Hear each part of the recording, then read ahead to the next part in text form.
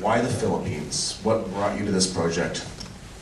I have to be perfectly honest here and say that I didn't initiate this project. I'm a very reluctant documentary filmmaker in the fact that I really never wanted to make one, and if I never make one again it'll be too soon.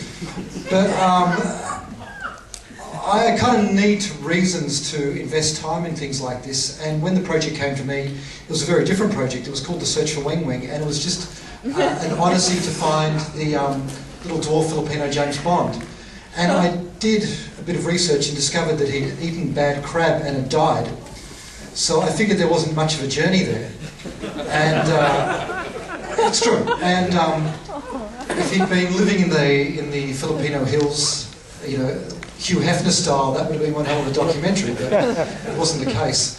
So I initially said no to the project, and then I did a little bit of research to get my head around it so I could actually, you know, authoritatively say no to them, and discovered that there was one very interesting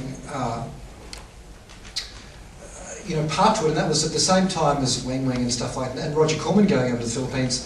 The country was under martial law, and Corman was over there making these films that were all about rebellion and revolution, and they were, you know, two subjects that couldn't be made by filmmakers in the Philippines, and if they even tried to, they'd be marched out of the jungle and never seen again. So I thought that was kind of interesting, and to be honest, I also always wanted to meet some of my childhood heroes. I'm a big film fan, and sitting opposite Alan Arkish and Joe Dante and Steve Carver, and particularly John Landis, was a really big thrill for me. So if I could find an excuse to make that happy, I was more than willing to, you know, go along for the ride. You say you're not interested in making any more documentaries. What's next on the plate? If someone put a gun to my head and gave me some money and said, make any documentary you'd like to make, I think the third one in this trilogy, the final one in this trilogy, would be the story of Cannon Films, the Golden Globe story. I think that'd be one hell of a story. And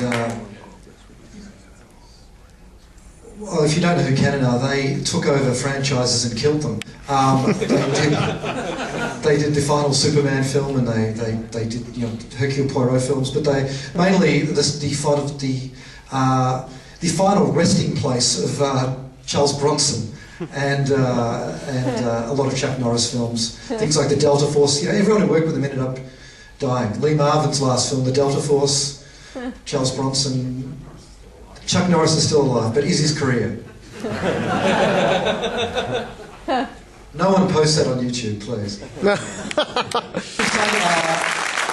If you enjoyed this film, please go on IMDb and give it a good rating, write a review.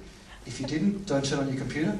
And thank you very much. There's a Facebook page, please join up on that as well. Thank you.